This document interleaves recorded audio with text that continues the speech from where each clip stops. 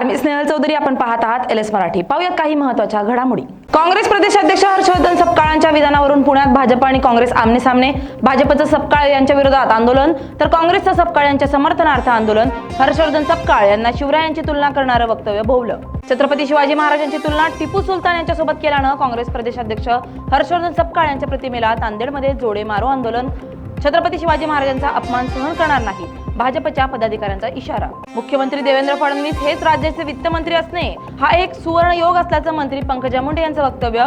त्यांनी मला जाहीर वचन दिलं असून ग्रामीण भागासाठी नवी योजना सुरू करणार आहोत, पंकजा मुंडेंची माहिती. जालन्यातील गोदावरी नदीच्या तीरावरील उत्तरेश्वर महादेवाच्या भव्य हेमाडपंथी मंदिरात भाविकांची अल्लोड गर्दी. 51 फूट उंचीच्या या मंदिराचं बांधकाम दगडी असून हे मंदिर 900 वर्षांपूर्वीचं पुरातन असल्याची माहिती. पुण्यातील OIE फाउंडेशन आणि महालक्ष्मी एव्हिएशन कडून व्हॅलेंटाईन डेच्या निमित्ताने दिव्यांग मुलांना हेलिकॉप्टर सफर.